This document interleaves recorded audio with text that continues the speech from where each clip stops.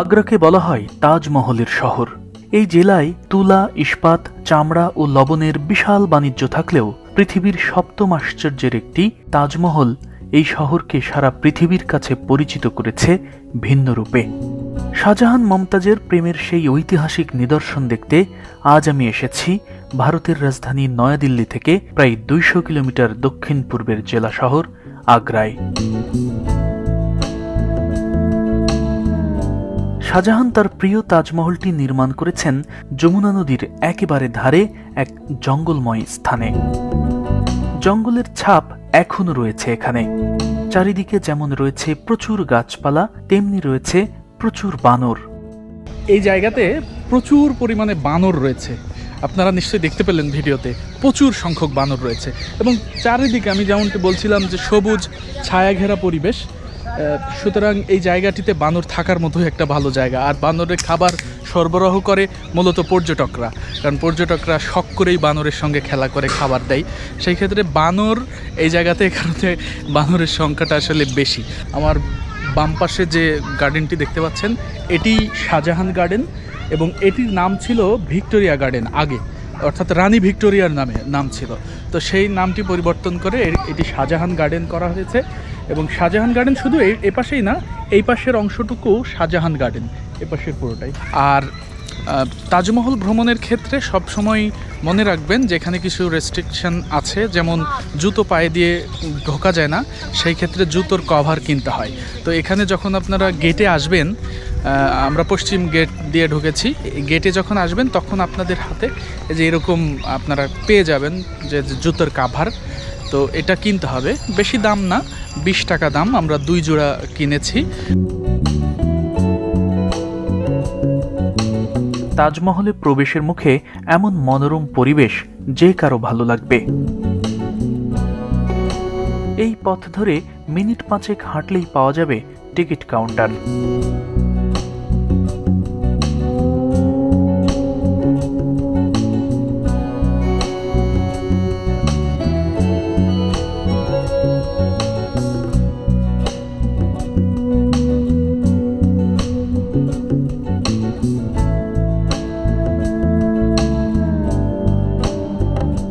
নির্ধারিত গেট দিয়ে ভিতরে ঢুকেই যে আপনি তাজমহল দেখতে পাবেন বিষয়টি তা নয়, তবে প্রবেশমুখের স্থাপনাগুলো আপনাকে নিঃসন্দেহে মুগ্ধ করবে। মনে হবে শাহজাহান কি এই জায়গায় তাজমহল নির্মাণ করেছেন নাকি রাজমহল। আসলে রাজপ্রাসাদ কিংবা রাজমহল কোনো কিছুই শাহজাহান এখানে তৈরি করেননি। যে ইমারতগুলো দেখতে পাচ্ছেন সবই তাজমহলকে কেন্দ্র করেই নির্মিত, অর্থাৎ প্রহরী থেকে শুরু করে পরিচ্ছন্নতা কর্মী এবং তাজমহলের রক্ষণাবেক্ষণের দায়িত্বে যারা সে সময় ছিলেন, এসব ইমারত তাদের জন্যই নির্মাণ করেছিলেন শাহজাহান।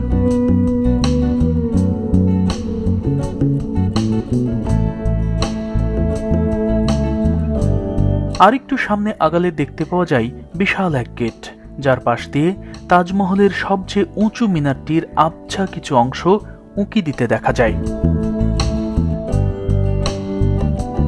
নান্দনিক ডিজাইনের এই ফটকটি এতই বিশাল যে প্রথম দেখায় মনে হবে যেন কোনো রাজপ্রাসাদ।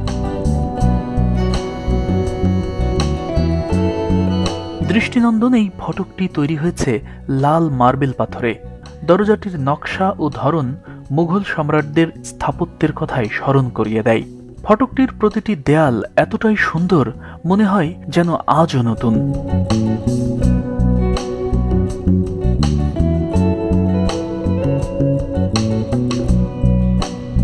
নান্দনিক ডিজাইনে ঘেরা এই বিশাল ইমারতের ভেতর দিয়ে প্রবেশ করতেই আপনার চোখে পড়বে সম্রাট শাহজাহানের অমর সৃষ্টি তাজমহল।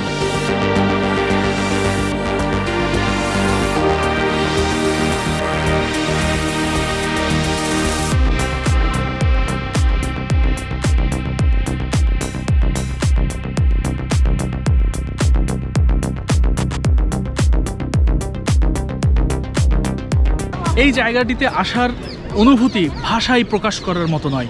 সম্রাট শাহজাহান তার প্রিয়তমা স্ত্রী মমতাজের জন্য এই তাজমহল তৈরি করেছেন। সেই তাজমহলের সামনে আমি দাঁড়িয়ে রয়েছি। এই অনুভূতি কিভাবে ভিডিওর মাধ্যমে প্রকাশ করব বলুন? এই অনুভূতি যারা এখানে কখনো না আসবে কিংবা কখনো আসেনি তাদেরকে বলে বোঝানো মুশকিল। যারা এখানে এসেছেন, কখনো এসেছেন, তারা নিশ্চয়ই জানেন যে এই অনুভূতিটা কতটা মধুর। ভালোবাসার নিদর্শনের সামনে আসলে এমনিই মন ভালো হয়ে যায়। আর সেটি যদি হয় ঐতিহাসিক জায়গা, সেটি যদি হয় সম্রাট শাহজাহানের মতো বিখ্যাত সম্রাটের তৈরি, এবং সেটা যদি হয় পৃথিবীর সপ্তম আশ্চর্যের একটি, সেটা যদি হয় যমুনা নদীর ধারে শীতল হাওয়া বয়ে যাওয়ার মতো একটি স্থানে, সেখানে যদি থাকে নামাজের ব্যবস্থা, সেখানে যদি থাকে মেহমানখানা, সেই জায়গায় না এসে কি পারা যায়? আর সেই জায়গায় মধুরতা, সেই জায়গার স্বাদ কতটা বেশি, সেটি কি ভাষায় প্রকাশ করা যায়?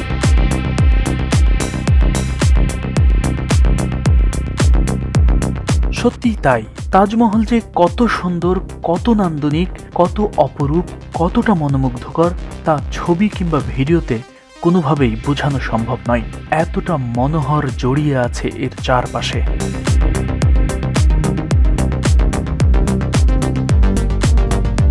প্রিন্স অব বিল্ডার্স খ্যাত শাহজাহানের অমর কৃতি এই তাজমহল। মুঘল সম্রাটদের মধ্যে শাহজাহানই ছিলেন সবচেয়ে বিলাসী।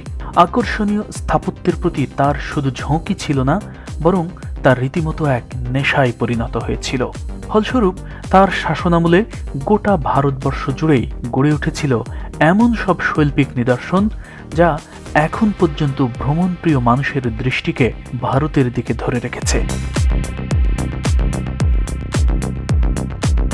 শাহজাহানের স্বপ্নের এই তাজমহলের নির্মাণ কাজ শুরু হয়েছিল 1632 সালের শুরুতে, যা 1647 মতান্তরে 1653 সালে শেষ হয়। তবে জগৎ বিখ্যাত এই ইমারতের পরতে পরতে লুকিয়ে আছে ঘৃণার অভিব্যক্তি, যা অনেকের কাছেই ক্ষীণভাবে জানা।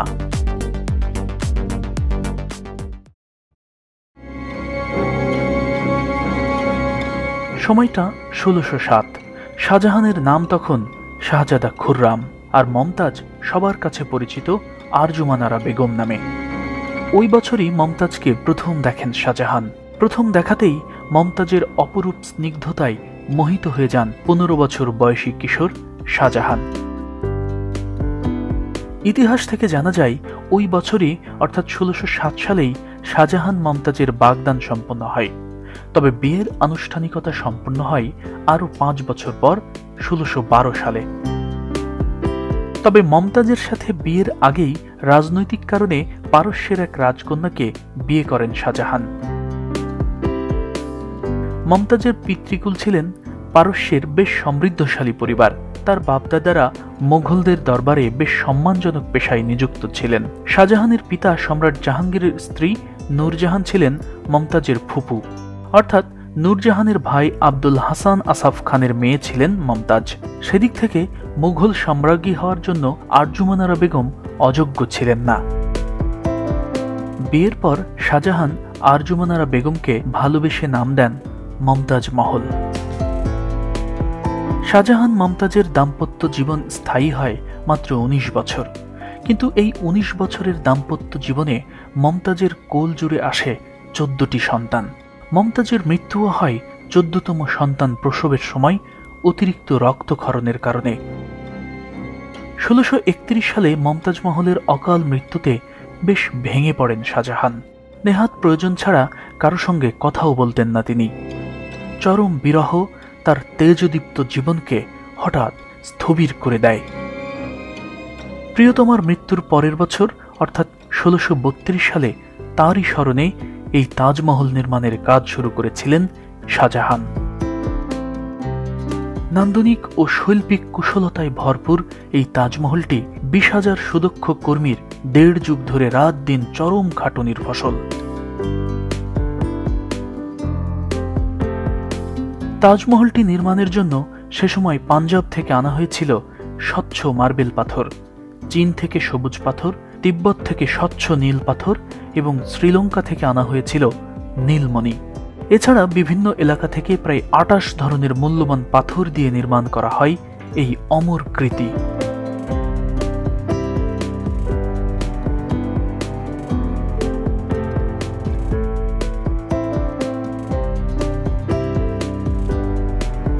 শাহজাহান এখানে তাজমহল ছাড়াও লাল বেলেপাথর দিয়ে তৈরি করেছেন একটি মসজিদ এবং একটি মেহমানখানা।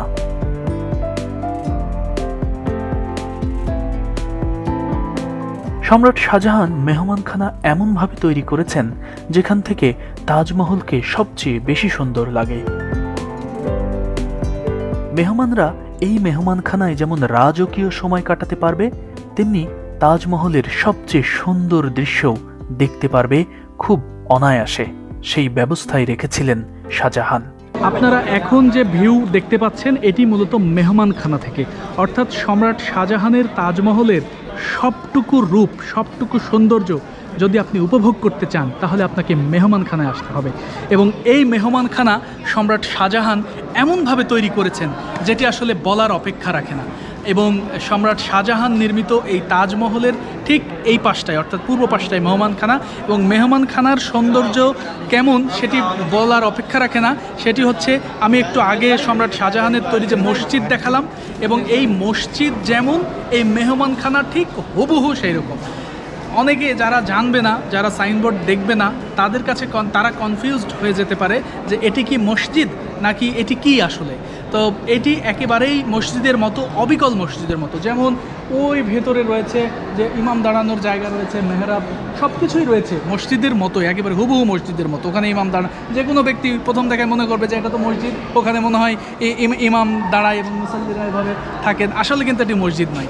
আর ডিজাইনের কথা যদি বলি, আমরা তাজমহলে দেখেছি সাদা মার্বেল পাথরের কাজ বেশি দেখেছি, এখানে লাল মার্বেল পাথর এইটার কাজ দেখেছি বেশি। এবং ডিজাইনগুলো আসলে আলটিমেটলি সেম। এই যে ফুলের গাছগুলো দেখা যাচ্ছে, এই ডিজাইনগুলো সেম, শুধুমাত্র কালার চেঞ্জ হয়েছে। তবে সবচেয়ে বড় কথা কি জানেন, যে এই যে মেহমানখানা, এই যে এই পাশটা, এইটা হচ্ছে যমুনা নদী। ওই যে দেখা যায় জানালার ধার দিয়ে, হ্যাঁ, এইটা হচ্ছে যমুনা নদী। এবং এই যমুনা নদী দিয়ে এই পাশ দিয়ে এত সুন্দর শীতল বাতাস এখানে আসছে। গরম, মানে একেবারে আমার গরম নিভে গেছে, এতটুকু শান্তি আমি পাচ্ছি, এত শান্তি পাচ্ছি যে এই জায়গার বাতাস একেবারেই শীতল। আপনারা জানেন যে এই ভবনটি অনেক উঁচু, প্রায় 5 তলা ঘরের সমান উঁচু, 5 তলা ঘরের সমান। তো 5 তলা ঘরের সমান কোনো ভবন যদি উঁচু হয়, এবং সেই ভবন যদি অনেক পুরু মোটা ছাদ, তারপরে দেয়ালগুলো যদি অনেক পুরু হয়, মোটা হয়, তাহলে তো এমনি রোদ গরম খুব একটা আসবে না।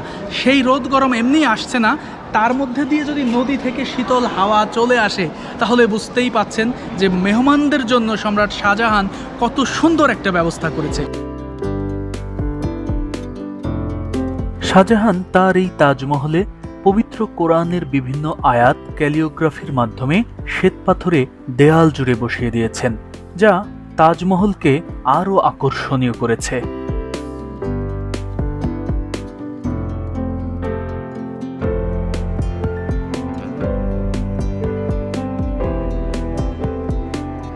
তাজমহল সহ পুরো এই চত্বরটি নির্মাণে সে সময় খরচ হয়েছিল প্রায় 268 কোটি টাকা।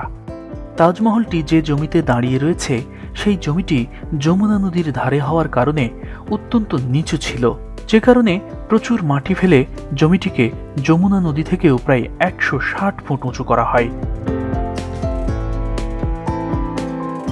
তাজমহলের পেছনের যে সাইডটা দেখতে পাচ্ছেন, এই যে দূরে তাজমহলের পেছনের সাইডটা, এই সাইডটারও একটি নাম আছে।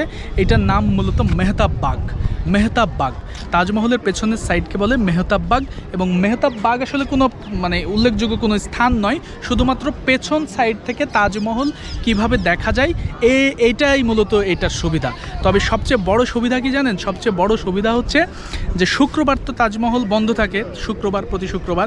তো সেই সময়ে শুক্রবারেও যদি আপনি আসেন, অন্তত দুধের স্বাদ ঘোলে মেটানোর মতো একটা অবস্থা হবে। তখন আপনি মেহতাব বাগ থেকে পুরো তাজমহল খুব কাছ থেকে দেখতে পাবেন। পুরো তাজমহল চত্বরটি উঁচু প্রাচীর বেষ্টিত। এখানকার নিরাপত্তা নিশ্চিত করতে প্রাচীরের বিভিন্ন পয়েন্টে প্রহরীদের অবস্থান নেওয়ার জন্য বিশেষ জায়গা রয়েছে। তাজমহলের বাহিরের দিকটা যতটা নান্দনিক, ভেতরটাও তেমনি আকর্ষণীয়। তবে ভেতরে যেতে হলে আলাদা 200 টাকা মূল্যের টিকিট কাটতে হয়। এই টিকিট তাজমহলের পাশ থেকেই দেওয়া হয়। তবে তাজমহলের ভেতরের দৃশ্য ধারণের কোনো অনুমতি নেই, তাই ভেতরে কি আছে সেটা আপনাদের দেখাতে পারছি না। তবে আমি কি দেখে এসেছি তা বুঝিয়ে দিচ্ছি। ভেতরে কি আছে না আছে সব কিছু দেখেছি। আমার কাছে সবচেয়ে বেশি যে জিনিসটা ভালো লেগেছে সেটি হচ্ছে এর স্টোন, অর্থাৎ নীলমণি, লালমণি, যে পাথরগুলা সম্রাট শাহজাহান বিভিন্ন দেশ থেকে সংগ্রহ করে এই তাজমহলে লাগিয়েছেন, এইটার একটা বিশেষত্ব আছে, অর্থাৎ এটা কিন্তু জ্বলে, লাইটে জ্বলে।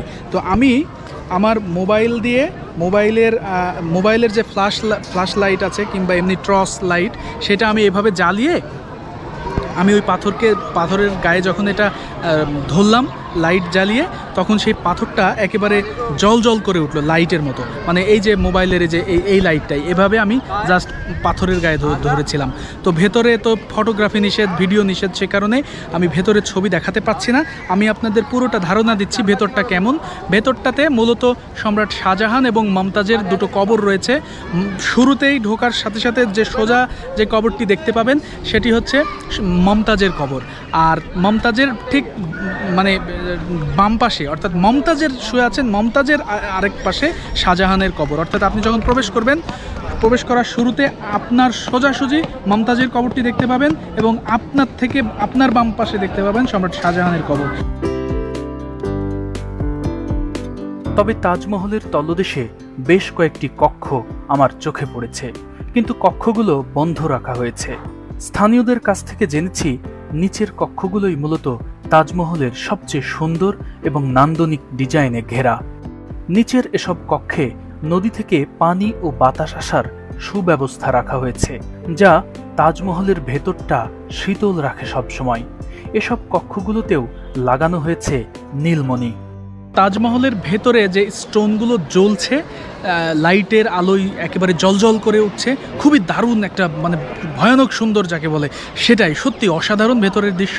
এই লাইটের জন্য, লাইট যখন আপনি রুমের ভেতরে লাইট জ্বালাবেন তখন পুরো রুমটা একেবারে ঝকমক করবে। তো যেই স্টোন ভেতরে আছে সেটা বাইরেও আছে।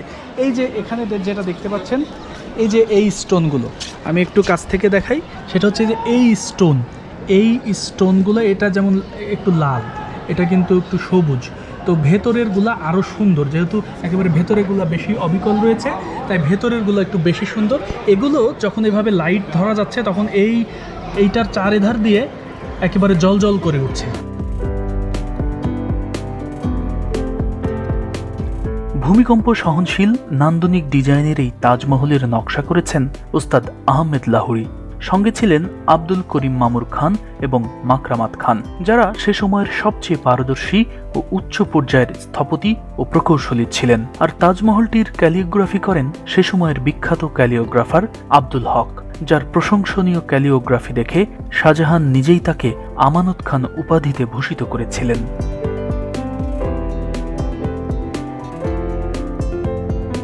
তাজমহলের ডিজাইন এতটাই নান্দনিক যে আজও রোদের আলোয় দেখা মেলে এক রূপে, সন্ধ্যায় গোধূলি লগ্নে অন্য রূপে, আর জ্যোৎস্না রাতে ঝর্ণা নহর বাগান সমেত তাজমহল হয়ে ওঠে যেন স্বর্গের প্রতিচ্ছবি।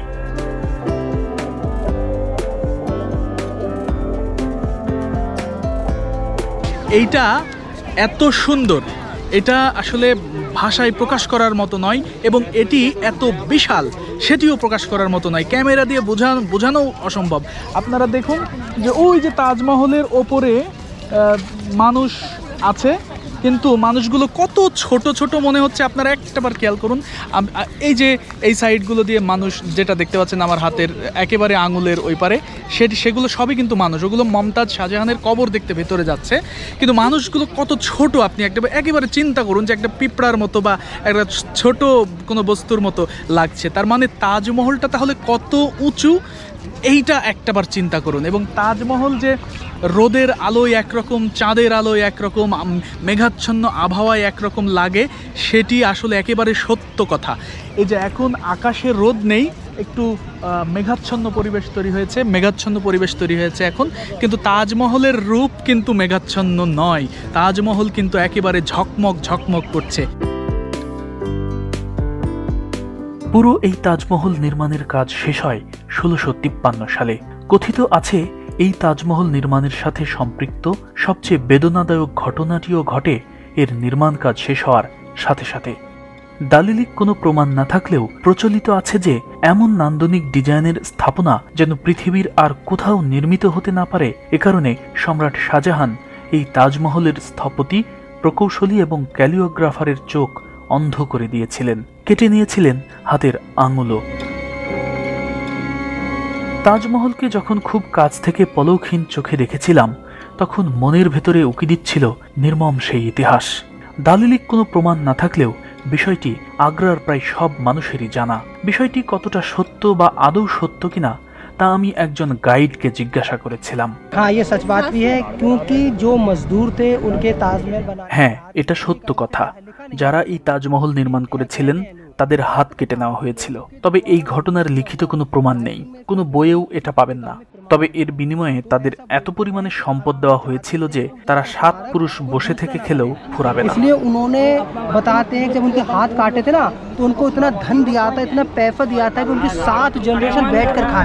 এই গাইডের কথাই বোঝা গেল ঘটনা কিছু একটা যে ঘটেছিল তা স্পষ্ট। আমি এই ঘটনার সম্পর্কে আগ্রায় অটো চালক থেকে শুরু করে রেস্টুরেন্ট মালিক, শাড়ি কাপড়ের ব্যবসায়ী, ছাত্র, শিক্ষক এবং সেখানকার একাধিক ট্যুরিস্ট গাইডকেও জিজ্ঞাসা করেছিলাম। সবাই আমাকে এই ঘটনার সত্যতা নিশ্চিত করেছেন। তবে তারা বলেছেন সম্রাট শাহজাহান শ্রমিকদের হাত কেটে নেননি, শুধুমাত্র তাজমহলের স্থপতি, ইঞ্জিনিয়ার এবং ক্যালিওগ্রাফারের চোখ নষ্ট করা হয়েছিল এবং হাত কেটে নেওয়া হয়েছিল। ভালোবাসার তাজমহলকে পৃথিবীর একমাত্র নিদর্শন করতেই হয়তো এই মর্মান্তিক ঘটনার দালিলিক কোনো প্রমাণ সম্রাট শাহজাহান রাখতে দেননি। গর্দান যাওয়ার ভয়েও হয়তোবা সে সময় কেউই সম্রাটের অগোচরে প্রমাণ রাখারও সাহস করেননি। এ বিষয়ে দৈনিক প্রথম আলোয় 2019 সালের 24 অক্টোবরের একটি লেখায় এর সত্যতা নিশ্চিত করা হয়েছে। সেখানে বলা হয়েছে শাহজাহানের সরাসরি নির্দেশে এমন মর্মান্তিক কাজ করা হয়েছে। আসলে সম্রাট শাহজাহানের যেমন শৈল্পিক একটি মন ছিল, তেমনি সেই শিল্পের জন্য মনের ভেতর অহংবোধও ছিল প্রবল। আর সে কারণেই হয়তো তাজমহলের মতো এত অনিন্দ সুন্দর স্থাপনা পৃথিবীর কোথাও যেন আর তৈরি হতে না পারে, সেজন্যই শাহজাহান এমন বর্বরতার পথ বেছে নিয়েছিলেন হয়তো। তাজমহলে শ্বেত পাথরের ফলকে ফলকে জগৎ বিখ্যাত যে কারুকাজ খচিত রয়েছে তাতে শুধু শ্রমিকের ঘাম নয়, মিশে আছে তাজা রক্তও।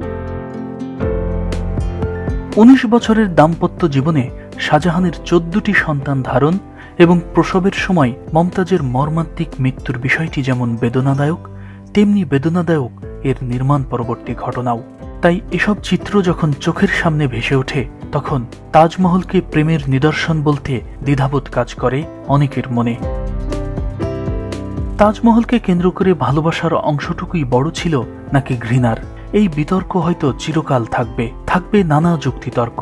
আর এই তর্কের খাতিরেই সৃষ্টি হবে নিত্য নতুন বিতর্ক।